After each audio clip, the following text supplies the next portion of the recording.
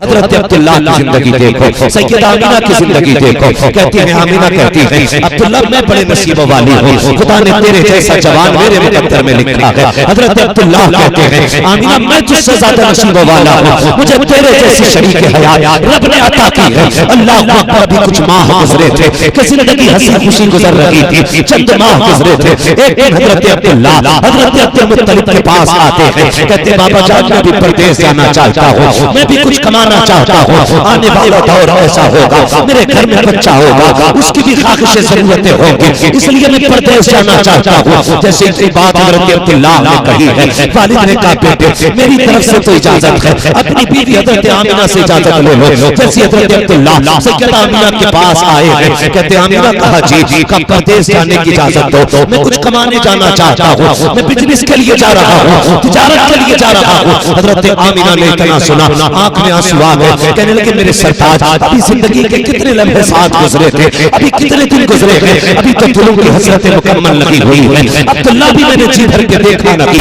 इतनी जल्दी जुदाई की बातें कर रहे हो, कामिना जल्दी इजाजत है, मैं फिर वापस आऊंगा, वादा करता हूँ तेरे हाथ की रोटी भी खाएंगे, तेरे साथ बैठ करके मोहब्बत भरे लम्हे भी बिताएंगे। अल्लाह अकबर। हज़रत आमिना ने हज़रत अब्दुल्ला को इजाजत देती है। जैसे हज़रत अब्दुल्ला परदेश जा रहे हैं, जहाँ तक हज़रत अब्दुल्ला नजर आए हैं, सैयदा ने खड़े होकर के अपने सरताज को जाते हुए देखा है। अल्लाह को कुछ दिन बीत जाते हैं, कुछ वक्त गुजर जाता है, इधर हज़रत आमिना हज़रत अब्दुल्ला की वापसी के इंतजार में है। जब वो वक्त करीब आया जिस वक्त में हज़रत अब्दुल्ला को पलट करके आना था, हज़रत आमिना इंतजार कर रही है, वो दिन आने वाला था। आप कहते हैं बाबा कहा जी का मेरे अब्दुल्ला का पता नहीं चला है, चाहिए किसी से पूछो तो सही मेरे अब्दुल्ला अभी तक आए क्यों नहीं है। हज़रत अब्दुल्ला के इंतजार में सैयदा आमिना क्या करती है, एक दिन घर में सफाई की है, खाने के इंतजाम में लग जाती है। हज़रत अब्दुल मुत्तलिब ने कहा था ए बेटी आमिना बता तो सही ये क्या कर रही हो। कहा आज अब्दुल्ला आ सकते हैं, मैं इसलिए घर की सफाई कर रही हूँ, मैं घर में इंतजाम कर रही हूँ। ये कह के हज़रत आमिना ने कहा कि जरा पता तो कीजिए कब तक अब्दुल्ला आने वाले हैं। हज़रत अब्दुल मुत्तलिब घर से निकले हैं,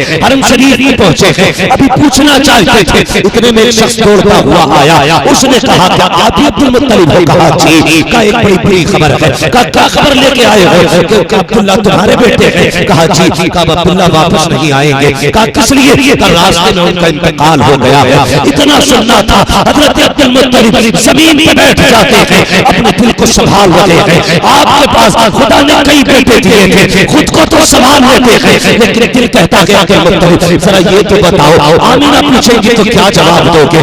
ये सोच करके आप जब कदम घर की तरफ बढ़ाते हैं, हर कदम उठता हुआ ऐसा लग रहा था जैसे कोई जमीन को फैला रहा हो, कदमों को किसी ने पकड़ लिया हो। अब घर की तरफ बढ़ रहे हैं, हिम्मत जवाब दे गई है, अपने दरवाजे पर आए हैं। जैसे आने की आहट महसूस हुई है, सैयदा आमिना दरवाजे पे आ जाती है। आने के बाद कहती है बताओ तो सही मेरे अब्दुल्ला का पता चला कि नहीं। अल्लाह अकबर। हज़रत अब्दुल मुत्तलिब की सुर्ख आंखें देखी हैं, भीग जाती है हज़रत अब्दुल मुत्तलिब की आंखें। कहती है ए आमिना ए बेटी अब किसी का इंतजार मत करना, जिस अब्दुल्ला के इंतजार में तू शाम शाम जागती है, दिन भर राह करती रहती है, अब वो अब्दुल्ला नहीं आने वाला है। इतना सुनना था। सैयदा जमीन पे बैठ जाती है, अपने शिकम पे हाथ रखा है, कहती है मेरे परवरदिगार मेरे शिकम में जो बच्चा है अभी इसने बाप का चेहरा नहीं देखा, अभी इसने बाप को नहीं देखा, इसके दुनिया में आने से पहले बाप का साया ले लिया गया। मेरे परवरदिगार मेरा बच्चा पैदा होने से पहले यतीम हो गया है। जैसे इतना कहा आवाज आती है आमिना परेशान ना हो, हम तेरे बेटे को नाबालिग नहीं रखेंगे, हम तेरे बेटे को कायनात का बालिग बना के दुनिया में पैदा फरमाएंगे। अल्लाह। ये हज़रत अब्दुल्ला हज़रत अब्दुल मुत्तलिब हज़रत अब्दुल्ला की मौत की खबर हज़रत अब्दुल्ला के घर आई है। सैयदा आमिना की वो जिंदगी के लम्हे याद रखना। मैं एक बात पहले कहना चाहूँगा, जहाँ तक मेरी आवाज़ जा रही हो और बेटी वालों तो मेरी बात नोट करके लेके जाना, अपनी बेटियों को ये सबक दे देना, कभी शोहर को बद्दुआ ना देना, कभी शोहर के खिलाफ कोई गलत जुमला ना कहना। खुदा की कसम शोहर शोहर हुआ करता है, शोहर शोहर हुआ करता है। जब कभी झगड़ा होता है कितनी आसानी से औरतें कह देती हैं, जा पलट के मत आना, मुझे तेरी सूरत भी अच्छी नहीं लगती है, मैं तुझे देखना नहीं चाहती। ए मेरी बेटी मेरी बहन, तुझे खुदा का वास्ता शोहर शोहर होता है, इसे बद्दुआ न दे, बल्कि ये घर से निकले मुसल्ला बिछा के सजदे में सर रख के अपने रब से दुआएं किया कर। मालिक सुहागन के जोड़े में छोड़ के गया है, सुहाग के जोड़े में मालिक मिलाना, ये दुआएं मांगा करो। वरना हमने देखा है अगर शोहर चला जाता है तो वो औरतें जिनकी हुकूमत घर में चला करती है, अगर 10 बेटों की माँ भी हो फिर भी शोहर के बाद उसकी कोई औकात नहीं रह जाती है। अगर शोहर इंतकाल कर जाता है तो माँ की हाथ की कलाई के सोने के कंगन तक बेटे उतार लेते हैं। हाँ हाँ, वो माँ जिसकी मर्जी से घर में एक वक्त का खाना जिसकी मर्जी के बगैर नहीं बनता, अगर उसका शोहर इंतकाल कर जाए तो कल यही बेटे अपने चूल्हों के लिए लड़ा करते हैं। वो माँ का जिसकी मर्जी से खाना बनता था आज वो अपनी रोटी का इंतजार करती है, कोई बेटा रोटी दे करके जाए। हाँ हाँ, हम जानते हैं 4 बेटों को हमने एक माँ को रोटी देने के लिए लड़ते हुए देखा है, ये कहते सुना है आज बारी तेरी है, आज बारी तेरी है। ए मेरी बहन, अपने शौहर की जिंदगी की सलामती की दुआएं मांगना। अगर ये सलामत है तो तू किसी की मोहताज नहीं रहेगी, अगर ये चला गया तो तेरी जिंदगी में दुखों के सिवा कुछ नहीं रह जाएगा। हाँ, तेरे घर के आंगन में वो पुरानी छत तो होगी लेकिन इज्जत से रोटी देने वाला कोई ना होगा। तेरे बदन पे कपड़े तो होंगे लेकिन उन कपड़ों की रौनक मिट चुकी होगी। तेरे सर पे दुपट्टा तो होगा लेकिन उसकी जीनत जा चुकी होगी। हाँ, अगर शौहर का जनाजा उठा तो सिर्फ कमाने वाला नहीं, तेरी हजरतें कब्रिस्तान चली जाएंगी, तेरी ख्वाहिशें कब्रिस्तान चली जाएंगी। इसलिए मैं कहता हूँ कभी शौहर को बददुआ ना देना। अगर कहना है तो ये कहना मालिक मैं रखूं ना रखूं, मेरे शौहर का साया मेरे बच्चों पे सलामत रखना। नारे तकबीर, नारे रिसालत, उलमाए अहले सुन्नत, मसलके आला हजरत, जश्न ईद मिलादुन नबी, नारे तकबीर, नारे रिसालत। इसका थोड़ा इको क्यों कीजिए और आवाज बढ़ा दीजिए इसकी, जो बात समझ में तवज्जो है आप लोगों को। आज जरूरत है हम अपनी बेटियों को क्या समझाते हैं। हम अपनी बेटियों से ये कहते हैं डरना नहीं है, जो होगा देख लेंगे। ये जो रिपीट है ना, जो होगा देखा जाएगा, कौन क्या देख लेगा, कोई देख सकता है। बड़े बड़े नवाबों से बेटियां नहीं पली, तुम पालोगे। कई बार मां ये कह देती है डरना मत, 18 साल हम नहीं पाला है तुझे। 18 साल पालना आसान है, निकाह के बाद बेटी को घर पे रखना बड़ा मुश्किल काम है। ये चढ़ावे मत देना और बेटियों को समझा देना तेरा शोहर ही तेरी दुनिया है और तेरा शोहर ही तेरी आखिरत है। क्या पता जिनके घरों से शोहर चले जाते हैं उनकी जिंदगी कैसी हो जाती है। हाँ, हम समाज के बीच रह रहे हैं, अगर शोहर इंतकाल कर जाए तो उस वक्त तक बच्चों को रोटी कोई नहीं देता जब तक उनसे नौकरों की तरह काम नहीं ले लिया जाता है। ये जालिम समाज है, सबकी बात नहीं करता, लेकिन हकीकत है। जाओ माशरे को जाके देखो, किस घर में लड़ाई नहीं। शोहर घर से निकलता है, बीवी किचन में खड़े खड़े कहती है जा तेरी सूरत देखने का बारा नहीं, मर जाना किसी काली से दबके। तुझे शर्म आनी चाहिए। अगर ये सफेद कफन में लिपट के आया ना, कोई तुझे इज्जत से दो रोटी देने वाला नसीब नहीं होगा। कोई इज्जत से दो रोटी देने वाला नसीब नहीं होगा। तुझे क्या पता ये शौहर क्या है। हाँ, अगर पागल भी हो ना शौहर तो औरत के लिए एक सायादार दरख्त होता है। दीवाना हो शौहर फिर भी औरत के लिए एक पहाड़ होता है, एक दीवार है औरत के इज्जत के बीच में शौहर।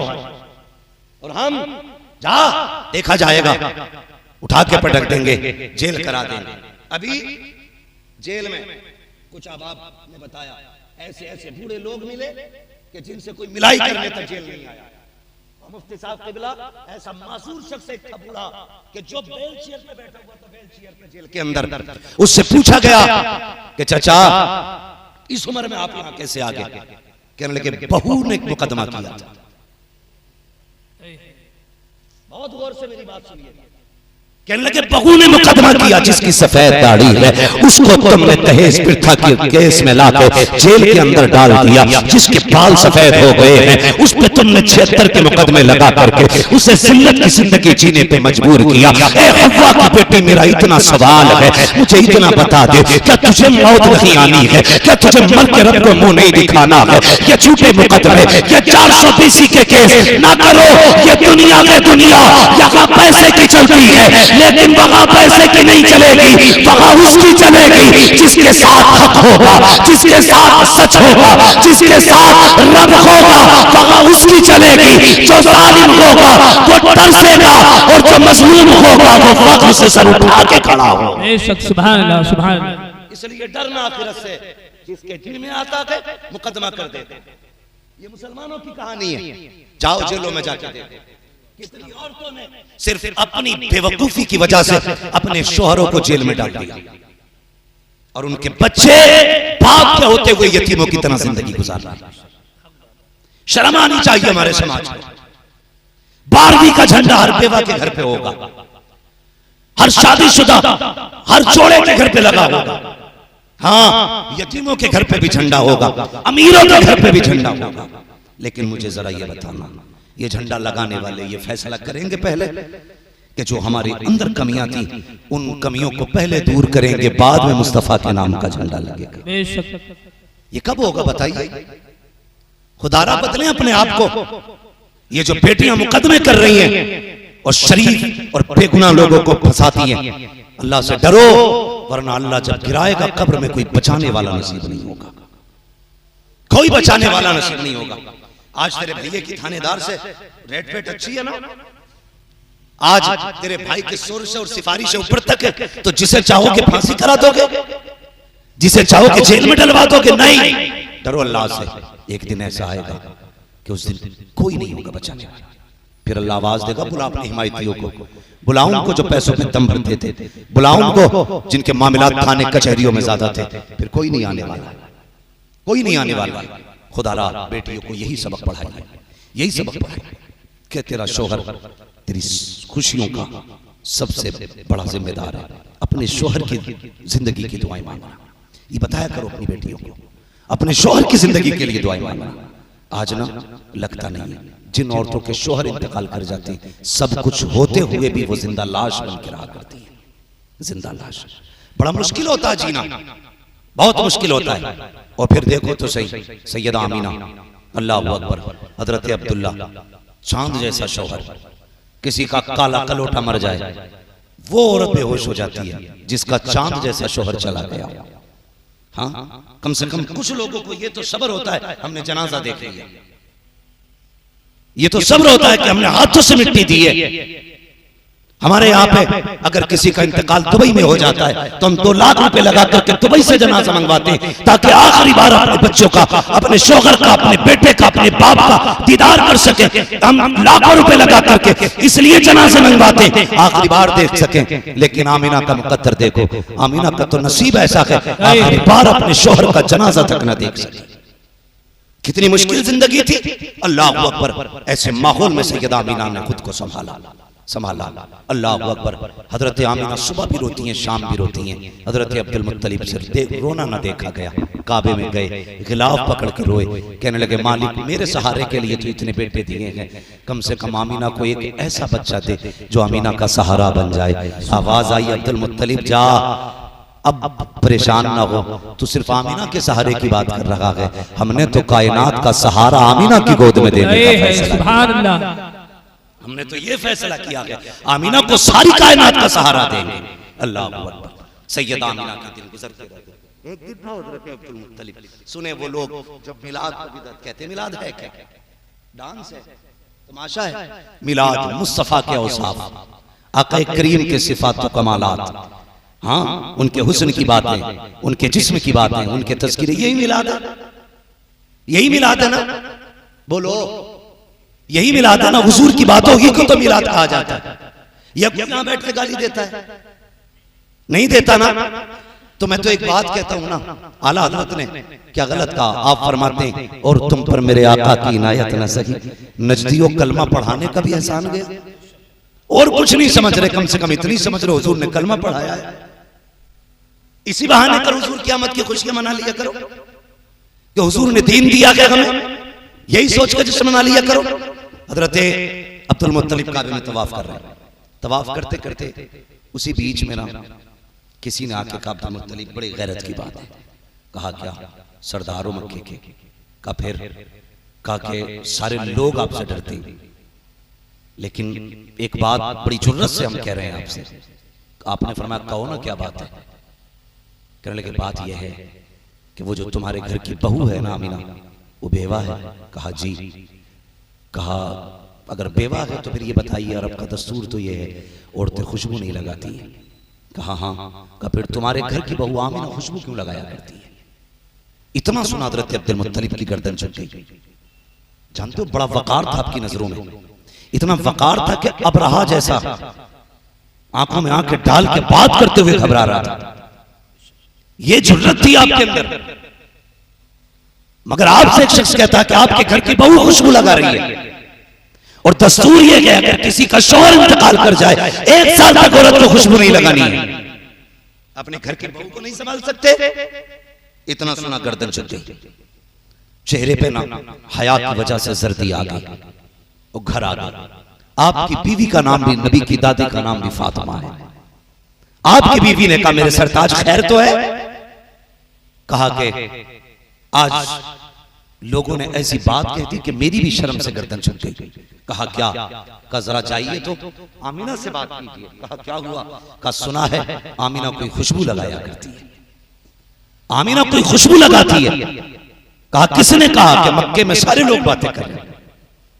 कहा ये कौन कह रहा है? कहा मक्के के लोगों ने कहा। कहा उनसे किसने कहा? कि मक्के की औरतों ने कहा है। कहा क्या कहा है? कि आमीना ऐसी खुशबू लगाती है जो खुशबू मक्के के किसी बाजार में नहीं मिलती है, किसी मार्केट में नहीं मिलती है, ऐसी खुशबू आमीना लगाया करती है। आप कहते हैं नहीं मेरे सरताज, अल्लाह अकबर, आप आइए। कहते मैं नहीं जाऊंगा, खुद जाके बात करो। जैसे ही आप अंदर गए हैं, अल्लाह अकबर, हजरत आमीना ने देखा हमारी सास आ रही है, उठ के अदब से खड़ी हो जाती है। देखो तो सही, नबी की अम्मी है, सास को देखा अदब से उठ के खड़ी हो जाती है। आज की बेगैरत बहुएं ससुर को देख के नहीं खड़ी होती है, सर पे दुपट्टा तक नहीं रखती है, और ससुर भी इतने बेगैरत होते हैं, कहते हैं कि ये बहू नहीं, ये मेरी फ्रेंड लगती है, ये तो मेरी दोस्त है। गैरत आनी चाहिए। जो खया एक बेटी की तरफ से बाप के दिल में होती है, वही एक ससुर के दिल में बहू की मोहब्बत और उसकी हया होनी चाहिए। उसे सहेली न कहे, दोस्त न कहे, अगर कह सकता है तो अपनी बेटी कहते उसे आवाज दिया।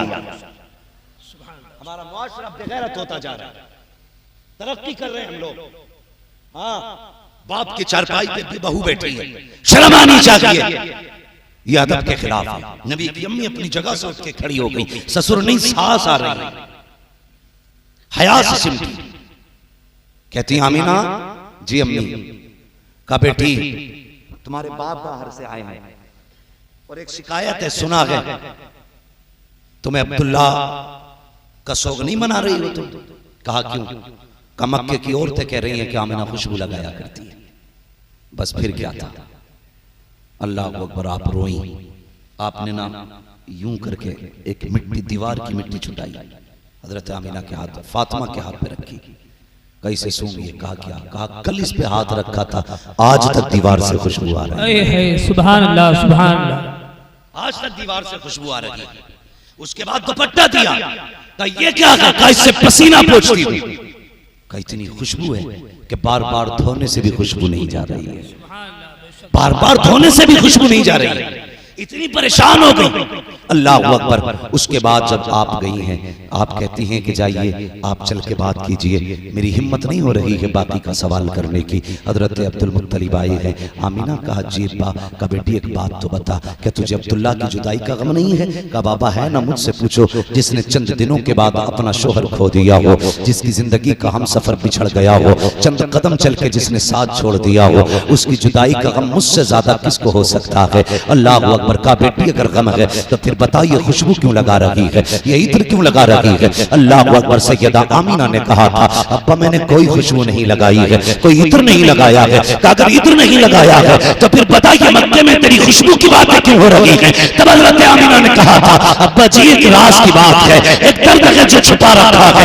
कौन सा राज? अब्बा मैंने कोई खुशबू नहीं लगाई, इत्र नहीं लगाया है, बल्कि जब से आपके बेटे अब्दुल्ला की अमानत मेरे शिकम में आई है, मैं जिन गलियों से गुजरती हूँ वो गलियां अपनी खुशबू से महक जाया करती हैं। नारे तकबीर, नारे रिसालत, उलमाए अहले सुन्नत, जश्न ईद मिलादुन नबी, नारे तकबीर, नारे रिसालत। सुभान अल्लाह, सुभान अल्लाह। जैसे इतना सुनाना हजरत अब्दुल मुत्तलिब दिल पे हाथ रख के मुस्कुराने लगे। आमीना आज कलेजा ठंडा हो गया। कहा क्यों? कहा जिसकी दुआएं मांगी थी रब ने वो नेमत अता फरमा दी। सुभान अल्लाह। रब ने वो नेमत अता फरमा दी है। अब हजरत आमीना कहती हैं अब्बा बात यहीं खत्म नहीं होती है। कहा फिर? कहा और भी कमालात हैं। कहा क्या? कहा एक दिन मैं सो रही थी, सुने जो नबी के माँ बाप को माज़अल्लाह जहन्नमिया कहते हैं वो कान खोल करके सुने। कहती है एक दिन मैं सो रही थी, अचानक ना मेरे माथे पे पसीना आया, मैंने देखा मेरी कमर के पीछे से ठंडी हवा के झोंके आने शुरू हुए। मैंने मुड़ के पीछे देखा ना दो हसीन शहजादियां थी जिनके हाथों में बड़े बड़े पंखे थे और हवा कर रही थी। मैंने कहा शहजादियों कौन हो तुम, कभी तुम्हें मक्के में नहीं देखा है? वो कहने लगी आमीना हम मक्के वाले नहीं, हम तो जन्नत वाले हैं। इसलिए आए हो? कहा तुम्हारे माथे पे पसीना आया। रब ने कहा जाओ जाके मेरे महबूब की माँ के माथे का पसीना जन्नत की हवाओं से सुखाया जाए। और बता तो सकी अगर आमीना के माथे पे पसीना आ जाए रब को गवारा नहीं है, वो जहन्नम में जाएगी, रब को कैसे गवारा है? सुभान अल्लाह, सुभान अल्लाह। बहुत बताया जाए कैसे गवारा करेगा। और सुने नबी की अम्मी बरेली के अहमद रजा नहीं कह रहे जो कल को ये ना कहे कि ये बरेलवी था और मौलाना अहमद रजा की किताब पढ़ के गया। नबी की अम्मी सैयदा आमीना कहती हुजूर मेरे शिकम में आए, जैसे चौथा महीना लगा, कहने लगी मेरे ख्वाब में मुबारकबादियां आने लगी। सुभान अल्लाह। मुबारकबादियां आज भी सुन्नी क्या कहते हैं? सरकार की आमद, अल्लाह आपके लहजे पे मुझे कुर्बान करे, ऐसा लग रहा है जैसे कि भूखे आके बैठे हुए सारे। बोल सकते तो बोले सरकार की आमद, माशाअल्लाह बोल सकते हैं। हाँ कलीम भाई अल्लाह आपको सलामत रखे, लगता है सबके बदले तो आप ही बोलते हैं। ठीक है जी, सरकार की आमद। ये पीछे वाले क्यों नहीं बोल रहे? क्या सारी बरेलवी है ना? सारे सुन्नी बैठे, जितने बैठे जरा हाथ उठाए। करवट में देखो किसका नहीं उठा है, जिसका नहीं उठे अल्लाह करे उसका हाथ वाला कुल मौत उठा ले आके। भाई बहुत गौर से मेरी बात सुनिए, अल्लाह आपको सलामत रखे। मुबारकबादियां आने लगी। अल्लाह अकबर। अगली बात सुनिएगा, फरमाती हैं अब्बा आपको क्या बताऊं, जब मैं रास्तों से गुजरती हूं ना तो जो दरख्त है ना ये सजदों में गिर जाया करते हैं। ये छोटी छोटी जो घास है ये भी बोलती है। हजरत अब्दुल मुत्तलिब देख रहे हैं घास बोलती है। बाबा घास नहीं, ये जो बड़े बड़े पत्थर से लेके छोटे छोटे कंकड़ तक है ना ये भी मुझसे बात किया करते हैं। हजरत अब्दुल मुत्तलिब कहते हैं ये कब कहा का अब्बा जी सुनिएगा, जब आप हरम शरीफ में चले जाते हो हाजियों की खिदमत के लिए, कभी कभी तो पानी भी घर से ले जाते हो, घर में पानी नहीं रहता है तो माँ मुझे भेजती है ले आमीना पानी लेकर के आ। अब्बा जी आप जानते हो मेरे शिकम में अब्दुल्ला की अमानत है, मैं पानी का बर्तन लेके जब चलती हूँ अब्बा मुझे ताज्जुब होता है कि दरख्त भी बोलते हैं, ये तख्त ये पत्थर ये कंकड़ भी बोला करते हैं। अब्बा जी जब मैं कुएं के किनारे जाती हूँ सारी औरतें मोहल्ले की इंतजार करती होती हैं, बोलो आमीना आ रही है, सब ठहर जाया करती है। अब्दुल मुत्तलिब कहते हैं बेटी क्यों? का वो इंतजार करती है कि जब मैं पहुंच जाती हूँ उनका काम आसान हो जाता है। वो कहते हैं आमीना जरा करीब तो आ। का किस लिए? का जरा किनारे पे खड़ी हो, जब तू आ जाती है हमारा काम आसान हो जाता है। का क्या होता है? का जब तू किनारे पे आके खड़ी होती है सारा पानी उठ करके किनारे पे आ जाता है, हमें रस्सी डालनी नहीं पड़ती है, हम बर्तन भर लेते हैं। काबा जी सारी औरतें बर्तन भर लेती है, उस वक्त तक पानी नीचे नहीं जाता जब तक मैं हट नहीं जाती हूँ, और जब तक खड़ी रहती हूँ पानी भी बोलता रहता है। का क्या कहता है? का पानी कहता है अस्सलातु वस्सलामु या उम्म रसूलल्लाह, ए नबी की माँ तुझ पर भी सलाम हो और तेरे आने वाले बेटे मोहम्मद पर भी सलाम। है सुभान अल्लाह बेशक। अल्लाह अकबर।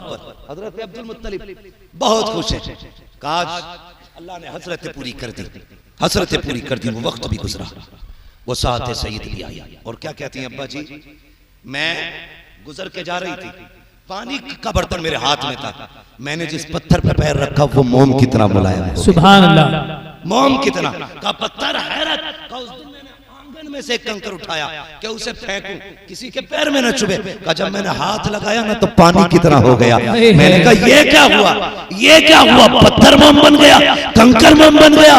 का मैंने इतना कहा था, उस कंकर ने बोलना शुरू कर दिया। उसने कहा आमीना ठहर, शहजादे को आ लेने दे, अभी छोटे मोम हुए थे, बड़े बड़े मोम है सुभान अल्लाह। का वो भी बोलने लगा शहजादे को आने दे, बड़े बड़े मोम हो जाएंगे। अल्लाह अकबर। सैयदा आमीना फरमाती दिन गुजरते गए, कहते हैं लेकिन जैसे हर औरत को तकलीफ होती है मुझे कोई तकलीफ नहीं थी, मुझे कोई तकलीफ नहीं हुई। फिर वो वक्त भी करीब आया जिस रात मेरे बेटे की विलादत होनी है। तवज्जो है सारे लोगों की, विलादत होती। फरमाती मैं उस दिन तन्हा थी अपने घर में, मेरे घर में उस दिन चिराग में डालने के लिए तेल तक नहीं था। कहती है आज मुझे अब्दुल्लाह की जुदाई का एहसास हुआ, ख्याल आया आज हो सकता है मेरे बच्चे की विलादत हो और घर में चिराग भी नहीं है। चिराग तो बड़ी बात है, कोई खातून नहीं जो मेरा साथ दे, मेरी हिम्मत बंधाए। ये सोच के आप रोई, कहने लगी काश अब्दुल्लाह होते तो मक्के की कुछ औरतें मेरे पास होती, कौन जाए औरतों को बुलाने के लिए। अभी कहते मेरे दिल में ये ख्याल आया और मेरी आंख से आंसू टपक के अभी पलकों से जुदा नहीं हुआ था, मेरा पूरा घर रोशन हो जाता, पूरा घर रोशन हो गया। मैंने देखा मेरे घर में रोशनी अचानक, और मैंने देखा मेरे सरहाने कोई बड़ी हसीन और महजबी खातून खड़ी थी। मैंने कहा खातून तू कौन है? उसने कहा मैं जन्नती हूरों की सरदार हूँ। कहा किस लिए आई हो? कहा आमीना तेरी दाया बना के रब ने मुझे तेरे घर में भेजा है। कहा तेरी दाया बना के भेजा। फरमाती फिर मुझे एक प्याला पेश किया गया, कहती मैंने वो प्याला पिया, वो दूध से ज्यादा सफेद, शहद से ज्यादा मीठा और बर्फ से ज्यादा ठंडा, मुश्क से ज्यादा खुशबूदार था। कहते घूट मारना था, मेरे सारे दुख दूर हो जाते हैं। और उसके बाद क्या कहते हैं, सुने बहुत गौर के साथ, ये कुमकुमिया पे एतराज करते हैं, एक लाइट पे लोगों को एतराज है, हैरत होती। वो कहते हैं कि मैं लेटी हुई थी, मैंने देखा ना आसमान के सितारे मेरे सहन के इतने करीब आ गए थे कि मैं डरने लगी थी कहीं ये मेरे घर में गिर ना जाए। इतने करीब थे, मुझे गिरने का डर था, गिरने का डर था। कहते हैं सितारे करीब। फिर मैंने देखे मेरे घर के अंदर बड़े खूबसूरत परिंदे आए, उन्होंने मोती अपनी चोंचों में रख रखे थे और वो सारे मोती मेरे बिस्तर के चारों तरफ बखेरे गए। मेरा पूरा घर जन्नत बना दिया गया। अल्लाह अकबर। अब सुनिएगा, हम घर सजा लें तो पेट में दर्द। अल्लाह ने फरमाया जिब्रील जी रब्बे जलील का जन्नत को सजाने का हुक्म दिया जाए। मालिक जन्नत तो है ना सजी हुई चीज? कहा हाँ है, मगर हम चाहते हैं आज महबूब आने वाला है, जन्नत को हर दिन से ज्यादा हसीन बनाया जाए। सुभान अल्लाह। जन्नत को 16 श्रृंगार कराए गए और सजा दी गई जन्नत, सारे दरवाजे खुल गए। रब ने फरमाया जिब्रील जी रब्बे जलील का अब हमारी हम्द का मिंबर लगाया जाए। अल्लाह की हम्द का मिंबर लगा। हजरत मीकाईल ने हम्द का खुतबा इरशाद फरमाया, और जब हजरत मीकाईल ने खुतबा इरशाद फरमाया, जन्नत की हर शय वजद में घूम रही थी, वजद में झूम रही थी हर शय। हजरत जिब्रील अमीन को रब ने हुक्म दिया, जिब्रील जी रब्बे जलील का मीकाईल इसराफील इजराइल चारों फरिश्ते चलो और अपने साथ एक एक लाख फरिश्ता लेकर के आमीना के दरवाजे पे पहुंचो। मालिक किस लिए? का महबूब आने वाला है, उसकी आमद का प्रोटोकॉल होना चाहिए, वेलकम इस्तकबाल होना है। चलो सब एक साथ इकट्ठे होकर के अल्लाह अकबर। चारों फरिश्तों को हुक्म दिया जा रहा है। हजरत जिब्रील ने 1 लाख फरिश्ते लिए, मीकाईल इसराफील ने लिए, हजरत इजराइल रुक जाते हैं, ये फरिश्ते आने लगे, हजरत इजराइल रुक गए। रब ने फरमाया इजराइल तुम क्यों नहीं जाते हो? अर्ज करते हैं मालिक मेरी ड्यूटी बड़ी सख्त है, तेरा फैसला तो ये है जब मौत का वक्त आना है तो मौत अपने वक्त से न 1 मिनट पहले आ सकती है, न 1 मिनट बाद में आ सकती है। मेरी ड्यूटी इतनी सख्त है, ये मेरे परवरदिगार आज कितने बच्चों को यतीम बनाना है, कितनी औरतों को बेवा बनाना है, कितनी माओ की गोद से उनका सहारा छीनना है, कितने बूढ़ों के बुढ़ापे की लाठी लेके आनी है, कितने घरों का चिराग बुझाना है, कितनी औरतों के मांग का सिंदूर साफ करना है।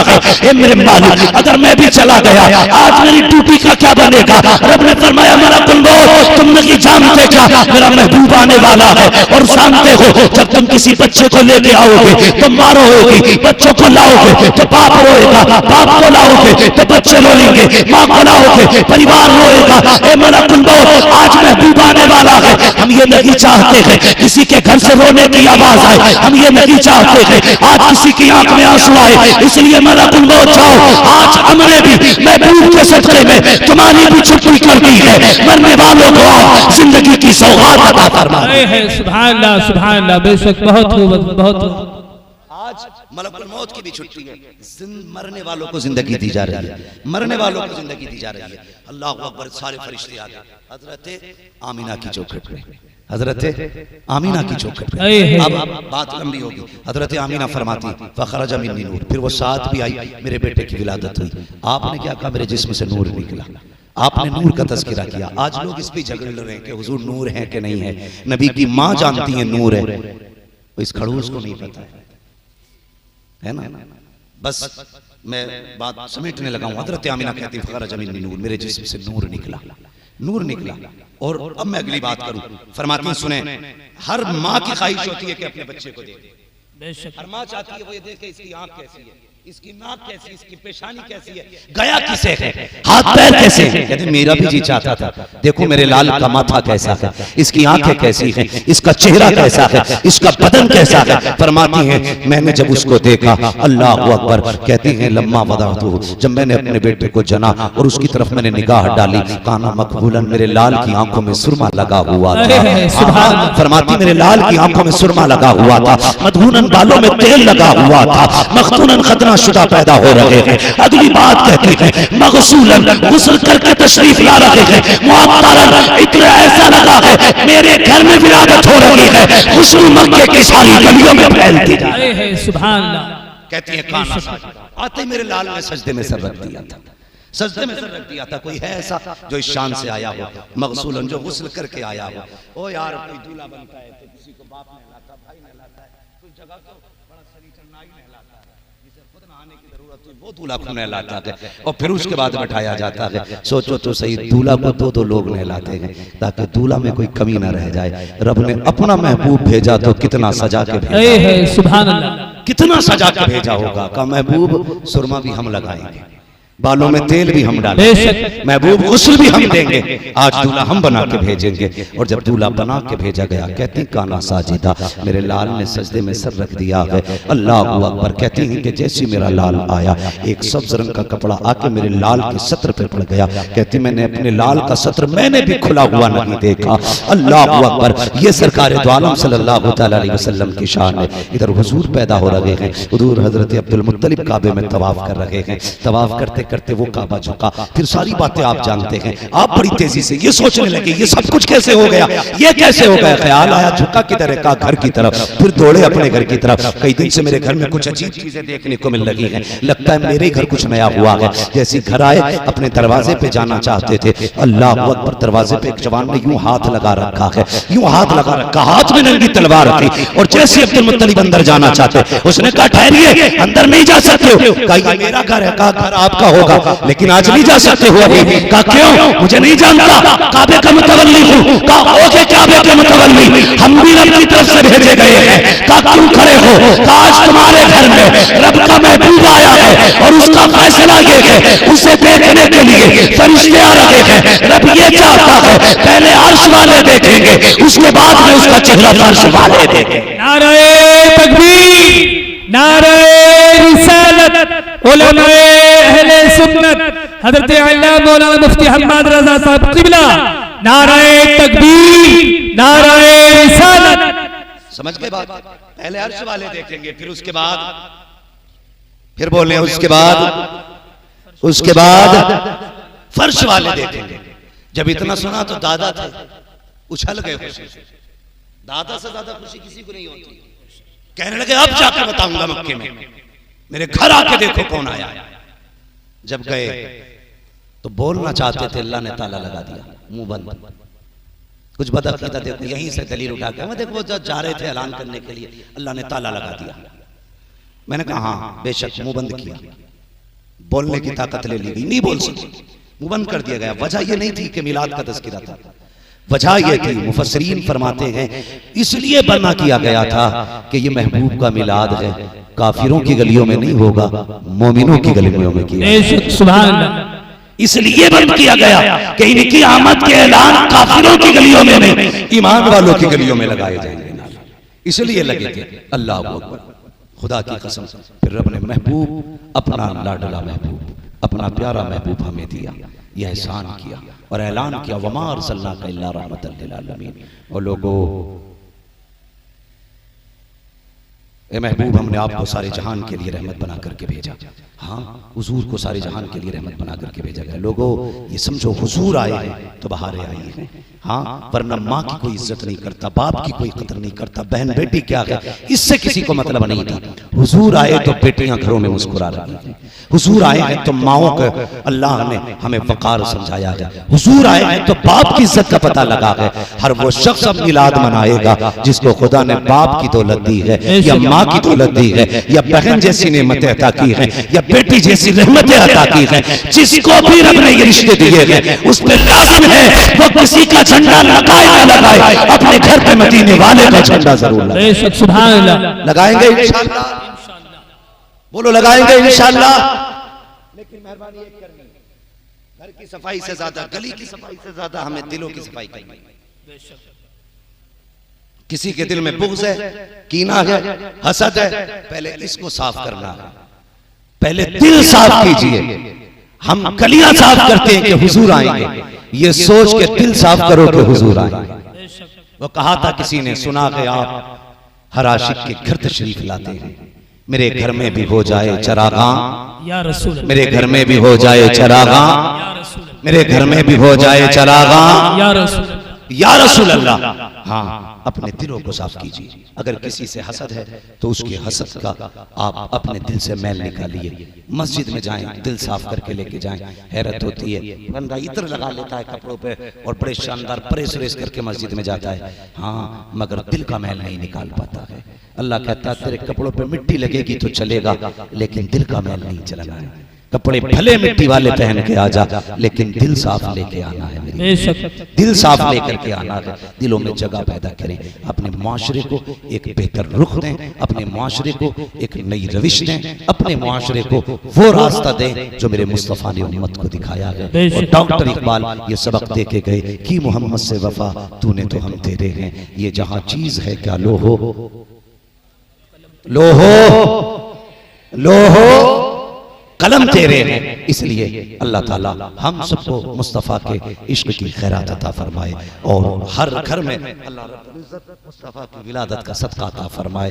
बस जो हुए गलतियों को माफ फरमाए रब्बे कायनात। जिंदगी ने दिया साथ, फिर होगी मुलाकात, चमन रहा फूल